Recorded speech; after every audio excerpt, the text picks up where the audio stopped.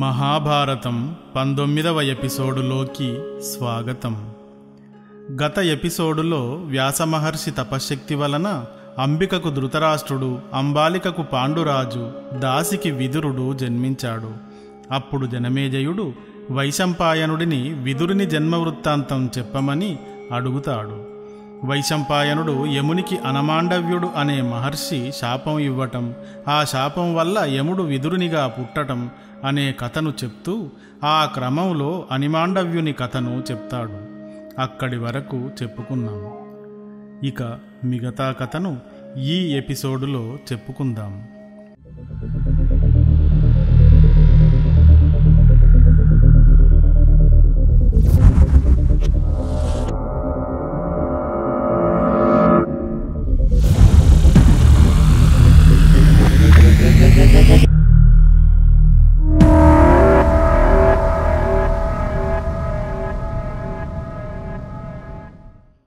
వైశంపాయనుడు జనమేజయునకు చెప్పిన విధంగా నైమిషారణ్యంలో శౌనకాది మునులకు సౌతి అను ఉగ్రశ్రవసు చెప్తున్నాడు. వంశం ఒక్క భీష్ముని వద్దే ఆగిపోతుందన్న భయంతో భీష్ముని తండ్రి శంతనుడు సత్యవతిని చేసుకుని చిత్రాంగదుడు, విచిత్రవీర్యుడు అనే వారికి జన్మను ఇచ్చినా వారు ఇద్దరూ కూడా సంతానం లేకుండానే మరణించి భయాన్ని భయంలాగే ఉంచేశారు. ఇంతటి బలశాలి, నీతి అవినీతులను బేరీజు వేయగలవాడు, అవిక్ర పరాక్రముడు భీష్ముడుండగా ఈ ముసలిరాజుకు మళ్ళీ పెళ్ళి ఎందుకు అని ఎందరో అనుకున్నా శంతనుడు సత్యవతిని మళ్ళీ ఎందుకు పెళ్లి చేసుకున్నాడో, రాజవంశం అనంతంగా కొనసాగకపోవటం వల్ల ఏం జరుగుతుందో చిత్రాంగదుడు, విచిత్రవీర్యుని మరణం తర్వాత అందరికీ అర్థమయ్యింది. భీష్ముడు చెప్పటం, సత్యవతి స్మరించటం, వ్యాసుడు రావటం, చిత్రాంగద, విచిత్రవీర్యుల భార్యలకు ధృతరాష్ట్ర పాండురాజులు జన్మించటం, దాసికి సకలనీతి కోవిదుడు విదురుడు జన్మించటం జరిగింది.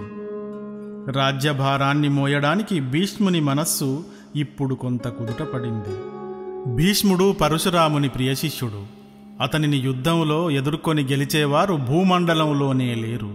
కాబట్టి శత్రువు అనేవాడే లేడు, యుద్ధం అనేదే లేదు. భీష్ముడు వేదం చెప్పిన విధంగా చేస్తాడు. వేదం ధర్మం చెప్తుంది. ఆ విధంగా భీష్ముడి పాలనలో ధర్మం రాజ్యం నలుదిక్కులా తాకింది. గడప గడపను చేరింది, గుండె గుండెను సోకింది. రాజ్యమంతా వేదపారాయణం, పురాణ ప్రవచనం, శాస్త్ర చర్చలతో మారుమ్రోగింది. ధర్మమే రూపుదాల్చి పాలన సాగించితే ఎలా ఉంటుందో కురు సామ్రాజ్యం భీష్ముని పాలనలో అలా ఉంది. కాలం గడుస్తోంది. రాజకుమారులు ధృతరాష్ట్రుడు, పాండురాజులకు యుక్త వయస్సు వచ్చింది. అందుకోసమే ఎదురుచూస్తున్న భీష్ముడు అంగరంగ వైభవంగా ధృతరాష్ట్రునికి పట్టాభిషేకం చేశాడు. ధృతరాష్ట్రుడు అంధుడే కానీ అపరిమితమైన శారీరక బలం కలవాడు. తన పిడికిళ్లతో బండరాళ్లను పిండి చేయగలడు. అంతేకాక చాలా తెలివైనవాడు. దేనినైనా ఇట్టే తెలుసుకోగలడు, అర్థం చేసుకోగలడు, ఆజ్ఞాపించగలడు. అతనికి కొండంత అండ భీష్ముడు. ఆయన ఉండగా ధృతరాష్ట్రునికి రాజ్యంలోనూ రాజ్యం బయట కూడా తిరుగు ఏమి ఉంటుంది? సహజంగానే ఎదురులేని విధంగా ధృతరాష్ట్రుని పరిపాలన సాగుతోంది. కానీ భీష్మునికి మాత్రం వంశాన్ని నిలపటమే కాదు, ఆ వంశాన్ని ఎన్నటికీ తరిగిపోని రీతిలో నిలబెట్టాలన్న కోరిక బలీయంగా ఉంది. కారణమేమంటే గతంలో వంశం నిర్వంశం కావడం నుండి బయటపడింది కదా. ధృతరాష్ట్రునికి పెళ్లి చేసుకునే వయస్సు వచ్చింది. ఆయనకు సరైన స్త్రీని వెతికి పెట్టే పనిలో పడ్డాడు భీష్ముడు. గాంధార దేశ రాజు సుబలుని కూతురు శివుని గురించి తీవ్రమైన తపస్సు చేసింది. ఆమె తపస్సుకు మెచ్చిన శివుడు ఏమి కావాలని అడిగాడు. ఆమె నాకు 9 కొడుకులు కావాలి అని కోరింది. పరమేశ్వరుడు అనుగ్రహించాడు. ఈ విషయం భీష్మునికి తెలిసింది. ఆయన విదురునితో సంప్రదించాడు. నాయనా విదురా, గాంధార దేశరాజు సుబలుని కూతురు 9 కొడుకులను కనే విధంగా వరం పొంది ఉందట. ఆ అమ్మాయిని మన ధృతరాష్ట్రునికి ఇచ్చి పెళ్లి చేస్తే బాగుంటుంది. వంశాన్ని ఉద్ధరించే వాళ్ళు 9 పుడతారు. ఈ కురువంశానికి ఎన్నటికీ వంశ విచ్ఛేదనం జరగకుండా అనేక మంది సంతానాన్ని కలిగేలా ధృతరాష్ట్రునికి గాంధారిని ఇచ్చి వివాహం చేద్దాం అని అన్నాడు. విదురుడు కూడా బాగుంటుంది అన్నాడు. ఆయన గొప్ప తెలివైనవాడు.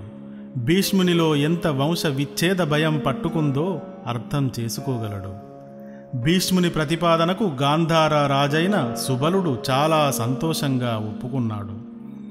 గాంధార రాజ్య అంతఃపురంలో సుబలుని నిర్ణయం విన్న బంధుజనం, మనిషికి అన్నింటికన్నా తల ప్రధానమైంది, ఆ తలలో కళ్ళు మరింత ప్రధానమైనవి, కానీ ధృతరాష్ట్రునికి కళ్ళు లేకపోయినా అతనిలోని ఉత్తమ గుణాలు సుబలునికి కళ్ళులాగే కనిపించినట్లున్నాయి అని వ్యంగ్యం చేశారు. ఇలాంటి గుడ్డివాడితో గాంధారి జీవితం ఎలా ఉంటుందో, ఈ రాజు ఇలా చేశాడే అని గుసగుసలాడారు. ఈ గుసగుసలు గాంధారి చెవిన పడ్డాయి. ఆమె ఎంతో ధర్మాత్మురాలు. తన తండ్రి తీసుకున్న నిర్ణయాన్ని ఆమె శిరసావహించింది. తనకు తగిన భర్త ధృతరాష్ట్రుడే అని బంధుజనులను ఒప్పించేలా ప్రకటించింది. అంతేకాకుండా భర్త చూడలేని ఈ రంగుల లోకం తాను కూడా చూడనని పరపురుషులను చూడకుండా కళ్ళకు అడ్డంగా గుడ్డను కట్టుకుంది. గాంధారి సోదరుడు శకుని గాంధారిని చాలా సంపదను తీసుకుని హస్తినాపురం వచ్చాడు. అక్కడ గాంధారికి ధృతరాష్ట్రుడికి అత్యంత వైభవంగా వివాహం జరిగింది. అదే సమయంలో గాంధారినే కాకుండా గాంధారి చెల్లెలు 10 మందిని కూడా ఒకేసారి వివాహమాడాడు ధృతరాష్ట్రుడు. ఆ తర్వాత కూడా భీష్ముడు వంశానికి ఏర్పడ్డ ఆటంకం వల్ల కలిగిన భయంతో చాలామంది కన్యలను వివిధ దేశాల నుండి తెచ్చి పెళ్లి చేశాడు. అలా చివరికి ధృతరాష్ట్రునికి 100 మంది భార్యలు అయ్యారు. ఇప్పుడు కురువంశానికి వారసులు ఉండరన్న భయం లేదనుకున్నాడు భీష్ముడు. అపరిమిత వేగంతో పరిగెత్తే గుర్రాన్ని అరక్షణంలో లొంగతీసి దౌడు తీయించగలిగేవాడు. మదమెక్కి విధ్వంసం సృష్టించే ఏనుగును ఒక్క గెంతులో కుంభస్థలంపైకి దూకి మదం అణచగలిగేవాడు. కత్తి తిప్పటంలోనూ ఈట విసరటంలోనూ ధనస్సు ఎక్కుపెట్టి శరపరంపరలు కురిపించటంలోనూ ఎదురులేని వాడుగా మచ్చలేని పున్నమి చంద్రుడు లాంటి పాండురాజు కూడా యుక్తవయస్కుడయ్యాడు. అతడిని చూసి భీష్ముడు చాలా సంతోషించి ఇతడికి కూడా వివాహ వయస్సు వచ్చింది అని విదురునితో కలిసి సంప్రదింపులు ప్రారంభించాడు. శూరసేనుడు అనే యాదవరాజు పెద్ద కూతురు పృథ వసుదేవుని సోదరి. తన మేనత్త కొడుకైన కుంతిభోజునికి సంతానం లేనందువల్ల శూరసేనుడు పృథను కుంతిభోజునికి దత్తతగా ఇచ్చాడు. అందువల్ల పృథను అంతా కుంతి అని పిలుస్తుంటారు. కుంతి చాలా గొప్ప సహనశీలి, స్నేహశీలి, ఉదాత్తమైన గుణం కలది. ఎవరి పట్లనైనా ప్రేమగా ఉండటమే గాని ఆగ్రహంగా ఉండటం తెలియనిది. ఇన్ని మంచి లక్షణాలుండటం వల్ల అమాయకురాలిగా అనిపిస్తుంది. అతి మంచితనం అమాయకత్వంలాగే కనబడటం సహజమే కదా. కుంతిభోజుని ఇంట అల్లారు ముద్దుగా పెరుగుతూ ఇంటికి సంబంధించి అన్ని అధికారాలను తానే నడుపుతూ సేవకులను చెలికత్తెలను తానే అజమాయిషీ చేస్తూ వచ్చే బంధువులని పోయే బంధువులని బ్రాహ్మణులను ఋషులను తన మృదువైన మాటలతో మెప్పిస్తూ వారి సకల సౌకర్యాలని కనిపెట్టి సమకూరుస్తూ వారి చేత ఈ అమ్మాయి తలలో నాలుకలా మెదులుతోంది, ఎంత చక్కగా గౌరవించదగిన ప్రతి ఒక్కరిని మర్యాద చేస్తుంది అని పొగిడేవారు. ఆ సమయంలో కుంతిభోజుని ఇంటికి దుర్వాసుడు అనే సిద్ధముని వచ్చాడు. ఆయన బ్రహ్మ సమానుడు, గొప్ప తపశ్శక్తి కలవాడు, త్రికాలజ్ఞుడు. కానీ ఎంతటి గొప్ప తపశ్శక్తి గలవాడో అంతటి ముక్కోపి. ఆయన తమ రాజ్యంలోకి అడుగిడితే రాజ్యంలో నెలకు 4 వర్షాలు కురుస్తాయని, తన అంతఃపురంలోకి అడుగు పెడితే 1000 ఏళ్లు తన పాలన వర్ధిల్లుతుందని ఆనందించాడు కుంతిభోజుడు. కానీ ఆయన కోపం గుర్తుకు వచ్చి వణికిపోయాడు. ఎక్కడ ఏ తేడా వచ్చినా ఇక అక్కడితో తన పని సరి. అప్పుడు తన ఆలోచన కుంతివేపుకు మళ్ళింది. కుంతిని గొప్పవారికి ఎలా సేవలు చేయాలో బాగా తెలుసు. కుంతికి గొప్పవారికి ఎలా సేవలు చేయాలో బాగా తెలుసు. అలా అని అందరూ ఆమెను పొగుడుతూ ఉంటారు. అందువల్ల దుర్వాస మహామునికి సేవలు చేసే భారం కుంతికి అప్పగించాడు రాజు. కుంతి కూడా ఆనందంగా ఆ మునికి తగిన సేవలు చేసింది. అలాంటి మహర్షుల నియమనిష్టలు చాలా కఠినతరంగా ఉంటాయి. వేకువజామున లేచింది మొదలు రాత్రి నిద్రపోయే వేళదాకా ఆయన అవసరాలను వెంటనే సమకూర్చింది. అది కూడా ఎంతో వినయం, గౌరవం, భక్తితో. ఆమె సేవలకు ఆ మహాముని దుర్వాసుడు చాలా సంతోషించాడు. ఈ కుమారి చాలా ఉత్తమురాలు, లోకోద్ధరణలో ఈమె ముఖ్య భూమిక పోషించగలదు అని తలచి, నీవు నాకు గొప్ప సేవ చేశావు, సంతృప్తికరమైన భోజనం పెట్టావు. అందుకు ప్రతిగా నీకు ఒక మంత్రం ఉపదేశిస్తాను. నీవు ఆ మంత్రాన్ని ప్రయోగించి నీకు ఇష్టమైన దేవతను ప్రార్థించి కోరిన కొడుకులను పొందవచ్చు అని అవసరం అయినప్పుడు పొందగలిగే గొప్ప మంత్రాన్ని ఉపదేశించి వెళ్ళాడు. ఆ తర్వాత కుంతీదేవి కొద్ది రోజులు ఆ మంత్రం సంగతి మర్చిపోయింది. ఒకరోజు ఒంటరిగా స్నానం చేయడానికి గంగానదికి వెళ్ళింది. గంగానదిలో దిగి స్నానం చేసి ఒడ్డుకు వచ్చి బట్టలు కట్టుకుంది. సరిగ్గా అదే సమయానికి తూర్పువేపున సూర్యకిరణాలు ప్రకాశించాయి. నదీ ప్రవాహం పైన పడి రాగి రంగు వెదజల్లాయి. సుతిమెత్తని కిరణాలతో సూర్యుడు ఆ నది నీటిలో తేలుతున్నట్టుగా పైకి వచ్చిన దృశ్యం కుంతి మనస్సుని ఆహ్లాదపరచింది. ఈ సూర్యదేవుడు ఎంతటి అందగాడు! ఇతని కిరణాలు పడని లోకం అంధకార బంధురమే కదా! ఎంతటి మహనీయులైనా సూర్యదేవునికి ఆర్ఘ్యం ఇవ్వవలసినదే కదా అనుకుంది. అప్పుడు గుర్తుకు వచ్చింది దుర్వాసముని చేసిన మంత్రం ఉపదేశం సంగతి. తానిప్పుడు సూర్యదేవుని రమ్మని గాని మంత్రం చదివితే నిజంగానే వస్తాడా? వస్తే ఆయన ఎలా ఉంటాడు అని ఆమె యవ్వన దశకు వచ్చినా బాల్య వయస్సు దాటని మనస్సుతో ఆలోచించింది. ఒక్కసారి మనసులోకి వచ్చాక, తీర్చుకోగలిగింది చేతిలోనే ఉన్నాక ఆ ఉత్కంఠను ఆపుకోవడం ఎవరితరం? మనస్సు ఉద్విగ్నమగుతుండగా సూర్యుని చూసి మనస్సులో మంత్రం జపించి సూర్యునికి ఆర్ఘ్యం ఇచ్చి చేతులు జోడించి, సూర్యదేవా, నాకు నీలాంటి కుమారుడిని ప్రసాదించు అని ప్రార్థించింది. మరుక్షణం సూర్యుడు తన తీక్షణ రూపాన్ని వదిలి అందమైన యువకుడిలా కుంతి ముందుకు వచ్చి నిలబడ్డాడు. ఆమె తనలోని అణుచుకోలేని ఆసక్తితో అడిగిందే గాని నిజంగానే ఇది జరుగుతుందన్న పరిణతితో ఆలోచించి అడగలేదు. అందువల్ల ఆయన నిజంగానే తన ఎదుటికి రావడంతో భయపడి గజగజ వణికిపోయింది. అప్పుడు సూర్యభగవానుడు, భయపడకు, నీవు కోరిన వరం అనుగ్రహించడానికి వచ్చాను అని అన్నయించాడు. 3 లోకాలను నీ కిరణాలతో వెలిగించేవాడివి, బ్రహ్మ, విష్ణు, శివుడు ముగ్గురి రూపము ఒక్కడిగా ఉన్నవాడివి, 3 వేదాలకు ప్రతిరూపంగా ఉన్నవాడివి. నీవు నా మూర్ఖత్వాన్ని క్షమించు. కేవలం ఆసక్తితో మాత్రమే చేశాను, నన్ను మన్నించు అని వేడుకుంటూ, తెలివిలేని స్త్రీలు నిత్యం తప్పులు చేస్తారు, బలహీనులైన అలాంటి స్త్రీలను అందరూ దయతో రక్షిస్తారు అని తనని తాను తిట్టుకుంటూ ప్రార్థించింది. నీకు దుర్వాసముని ఇచ్చిన మంత్రం గురించి, మంత్రశక్తి గురించి నాకు తెలుసు. అలాంటి మంత్రాన్ని నాకై ప్రార్థన చేశాక నేను వచ్చి అనుగ్రహించనట్లయితే ఆ ముని ఇచ్చిన వరానికి విలువ ఏముంది? దేవతారూపుడనైన నేను మునివాక్కును నిలబెట్టినప్పుడు నా దైవత్వం అర్థం లేనిదవుతుంది. అప్పుడు మాటకు కట్టుబడటం అనేది లోకాలన్నింటా నశించిపోతుంది. ఇక దేవతలకు ఇతరులకు భేదం మాసిపోతుంది. అందువల్ల నీ కోరిక తీర్చకుండా వెళ్ళలేను అన్నాడు సూర్యుడు. నేను కన్యను. కన్య గర్భవతి అయితే బంధువులు నవ్వరా? తల్లిదండ్రులు అవమానంతో తలదించుకోరా? నా మూర్ఖత్వం వల్ల కోరిన కోరిక ఇది, నన్ను మన్నించు అని మళ్ళీ వేడుకుంది. కుంతి, నీవు భయపడకు, నీకు సద్యోగర్భంగా శిశువు జన్మిస్తాడు, నీ కన్యతనం కూడా చెడిపోదు అని ఆమెకు పుత్రుణ్ణి అనుగ్రహించాడు సూర్యుడు.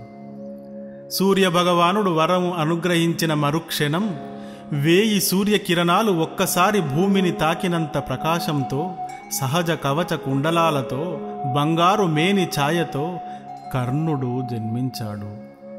కుంతి కర్ణుడిని ఒడిలో పట్టుకుని దిక్కుతోచని దీనావస్థలో నిలబడి ఉంది. ఒకవైపు ఆ శిశువుపైన మమకారపు వెల్లువ పొంగుతోంది. ఒకవైపు ఆ పిల్లవాడిని ఏం చేయాలో తెలియని సంకట స్థితి. ఆ దుర్వాసముని, నాకెందుకు మంత్రోపదేశం చేయాలి, నేనెందుకు దాన్ని జపించాలి, ఎందుకు నాకు సద్యోగర్భాన్ని ఇవ్వాలి, ఎందుకు ఇప్పుడే ఈ కొడుకు పుట్టాలి, ఈ లోకనిందను ఎలా భరించాలి, నా జీవితానికి చెదరని గాయం అయ్యిందే, ఈ ఆరని గాయంతో నేను జీవించేది ఎలా?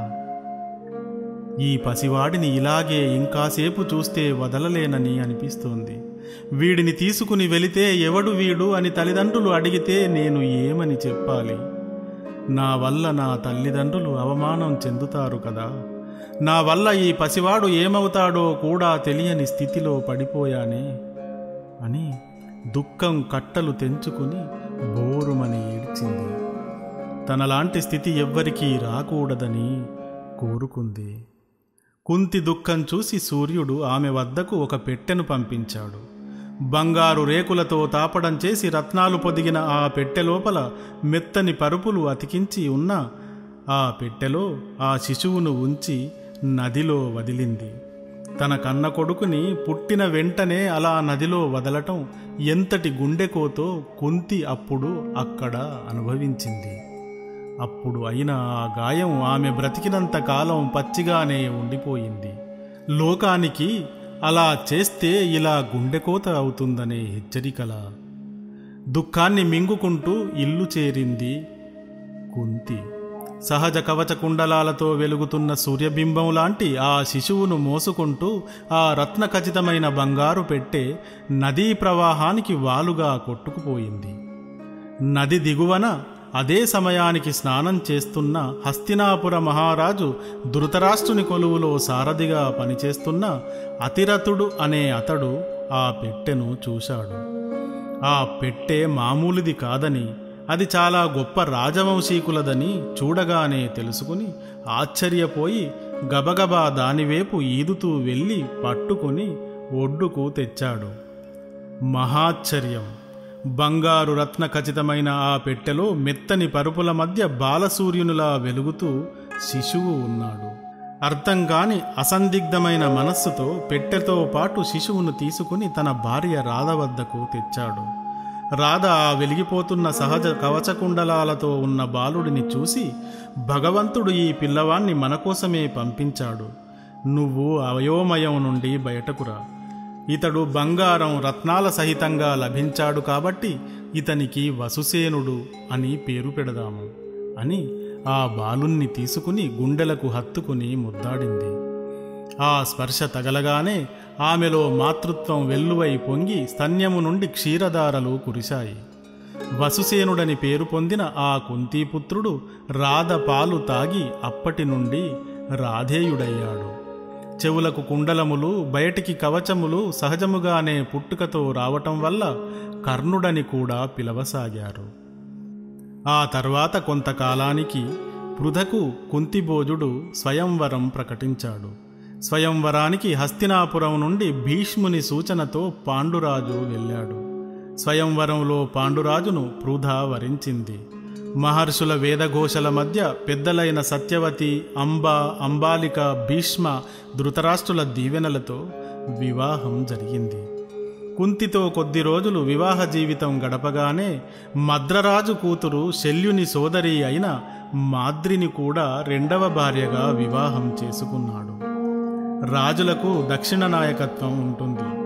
దాని ప్రకారం ఎన్ని పెళ్లిళ్ళు చేసుకున్నా అది ధర్మ విరుద్ధం కాదు. కానీ కుంతికి కొంచెం బాధ కలిగింది, తనకొక సవతి వచ్చింది కదా అని. అయితే ఆమె తన సహజమైన సహనశీలతతోనూ స్నేహశీలతతోనూ త్వరగానే అధిగమించి తన స్వంత చెల్లెలుగా చూడసాగింది. మాద్రి కూడా కుంతిని తన తోబుట్టువు కంటే ఎక్కువగా చూడసాగింది. సహజంగా పాండురాజు చాలా గొప్ప పరాక్రమవంతుడు. కత్తి పట్టి, శూలం పట్టి, విల్లు పట్టి ఒకే రకంగా శత్రువును కొట్టగల శౌర్యవంతుడు. అతనికి ఎదురు నిలిచి పోరాడటం ఎంతటి వారితో కూడా అయ్యే పనే కాదు. అలాంటి పాండురాజు జైత్రయాత్రకు వెళ్ళాడు. ఎప్పుడో గతంలో భీష్ముడి తండ్రి శంతన మహారాజు జైత్రయాత్ర చేశాడు. తరువాత ధృతరాష్ట్ర పాండురాజులు పిల్లలు కాబట్టి భీష్ముడు పరిపాలన చేశాడు. అప్పుడు అరివీర భయంకరమైన భీష్ముని పేరు విన్నంత మాత్రాన్నే యుద్ధం విరమించుకుని శత్రురాజులు సామంతులుగా మారి కప్పాలు కట్టారు. అంతేకాని భీష్ముడు జైత్రయాత్రలు చేయలేదు. ఇప్పుడు మాత్రం పాండురాజు హస్తినపురానికి అన్ని దిక్కులకి వెళ్ళి సుదూర ప్రాంతాలను సైతం తన భీకర యుద్ధ తంత్రంతో బాహుబల విక్రమంతో కొట్టేశాడు. శత్రురాజులు తోకలు ముడిచి సామంతులుగా పాదములు పెట్టారు. మేకలు, ఆవులు, అసంఖ్యాకంగా ఏనుగులు, గుర్రాలు, స్త్రీలను సమర్పించుకున్నారు. 1,00,000 ఏనుగులు మోసేంత ధనాన్ని పాండురాజు వెంట హస్తినకు కప్పం కింద పంపించారు. ప్రతి సంవత్సరం అదేవిధంగా కప్పం కట్టగలమని ఇంద్రునిలాగా మెరిసిపోతున్న ఆ పాండురాజు ముందు మోకరిల్లారు. ఆ విధంగా అంతులేని బంగారం, వెండి మొదలైన సంపదను తెచ్చి ముందుగా ధృతరాష్ట్రునికి ఇచ్చాడు. ధృతరాష్ట్రుని అనుమతితో ఆ సంపదను భీష్ముడు కోశాగారంలో చేర్చాడు. బ్రాహ్మణులకు, మునులకు, బీదవారికి అడిగినంత ధనం దానం చేశాడు. ఆ విధంగా భీష్ముని చేత, సత్యవతి చేత, తన తల్లులైన అంబాలికల చేత దీవెనలు పొందాడు. అంతటి పరాక్రమం గలవాడు గెలిచినదంతా తెచ్చి తన పాదాల వద్ద పెట్టడంతో ధృతరాష్ట్రుడు కూడా చాలా సంతోషించాడు. పాండురాజు అలా ధృతరాష్ట్రుని పట్ల చాలా ప్రేమతోనూ వినయ విధేయతలతోనూ ఉంటూ అతనికి ఇష్టమైన పనులు చేస్తూ అతని కంటి చూపై నిలిచాడు. బంధువులకు, మిత్రులకు తానే ధైర్యమై పండితులకు గుర్తింపునిస్తూ, దిక్కులేని వారికి దారి చూపిస్తూ, ప్రజలకు బాధ భయము లేకుండా చూస్తూ అందరి చేత పాండురాజు అందగాడే కాదు, అతని మనసు కూడా అందమైనదే అని కీర్తించబడ్డాడు. ఊరుడు, భరతుడు, కురు చక్రవర్తులలాగే ఇతను కూడా వంశాన్ని నిలుపుతాడని మునులు, ఋషులు, పండితులు పొగిడారు. రాజ్యశాసనం ధృతరాష్ట్రుడు చేస్తుండగా, రాజ్యభారం భీష్ముడు, విదురుడు చేస్తుండగా పాండురాజు అనేక దాన ధర్మాలు చేస్తూ భార్యలతో సుఖంగా ఉన్నాడు. పాండురాజుకు వేట అంటే చాలా ఇష్టం. ఎప్పుడూ వేటాడుతూ ఉండాలని కోరుకుంటాడు. జైత్రయాత్ర చేసిన తర్వాత అలాంటిది ఏమీ లేక కేవలం అంతఃపురంలో ఉండటం అతనికి నచ్చక వేటకు బయలుదేరాడు. తన వెంట కుంతిని, మాద్రిని కూడా తీసుకువెళ్ళాడు. అలా హిమాలయాలకు దక్షిణం వైపు ఉన్న అడవులకు వెళ్ళి ప్రతిరోజు ఉదయం నుండి సాయంత్రం వరకు వేటాడుతుండటం, కనబడిన మృగాన్నల్లా చంపటం చేస్తున్నాడు. సేవకుల ద్వారా రకరకాల ఆహార పదార్థాలు, పానీయాలు, ఆభరణాలు, పూలదండలు, ఒంటికి రాసుకునే సుగంధ ద్రవ్యాలను తమ్ముడి కోసం ధృతరాష్ట్రుడు పంపిస్తున్నాడు. ఓ రోజు పాండురాజు వేటకు బయలుదేరాడు. అడవిలో ఒక్క మృగము చిక్కలేదు. సాయంత్రం దాకా భోజనం కూడా మానేసి తిరిగాడు. చిత్రంగా ఒక్కటి కూడా అతని బాణానికి దొరకలేదు. దొరకని మృగాల వెంట పరిగెత్తి అలసిపోయి అవి చిక్కకపోవటం వల్ల తీవ్రమైన అసహనానికి గురై కోపం పెల్లుబుకుతున్న సమయంలో 2 జింకలు కనబడ్డాయి. ఇక మిగతా కథను తర్వాతి ఎపిసోడులో చెప్పుకుందాము. శుభమస్తు.